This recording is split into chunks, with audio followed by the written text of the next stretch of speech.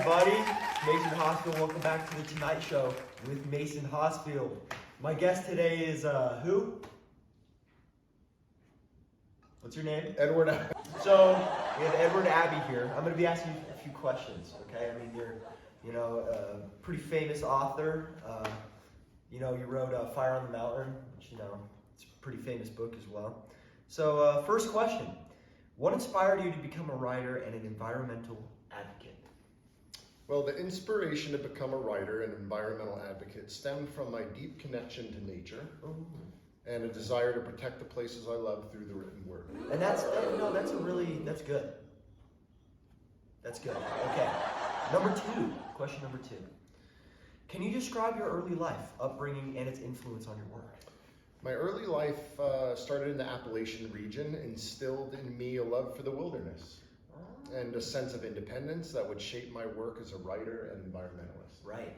See, that's good. I mean, that was a big part of your story, like environmental conservation, preserving the land in which you you were existing. You don't want anyone to take that away from you. And, that's really good. I really respect that.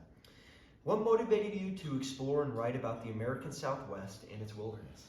Well, the American Southwest's vast landscapes and untamed beauty captivated my soul, inspired me to explore and write about its unique wilderness. See, I like this one. I like it. That's good. Question number 4.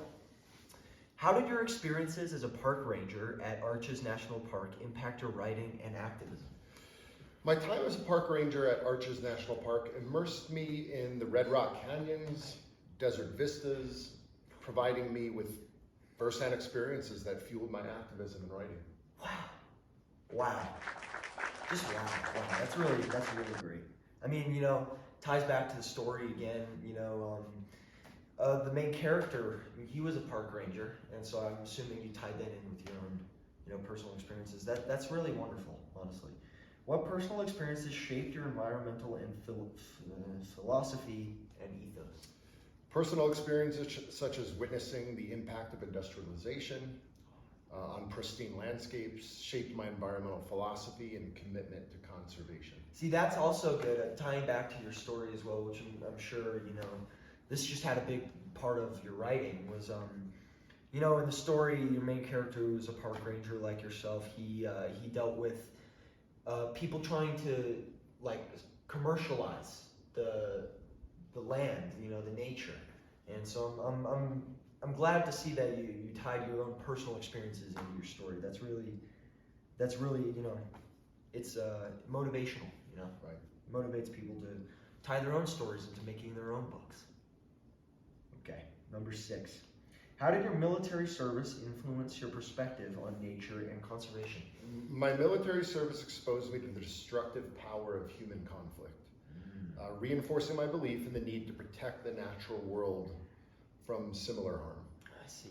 So, I mean, World War II, with, the droppings of bombs and the creation of the bombs, that really also, it changes the geography of stuff. In the story, we see the Air Force trying to turn your land into, the national park, into a bombing site, to drop bombs. And, I see where you're coming from. You being in the military, you've seen those types of things. So it's cool seeing you, expressing your firsthand witness, in accounts through your story.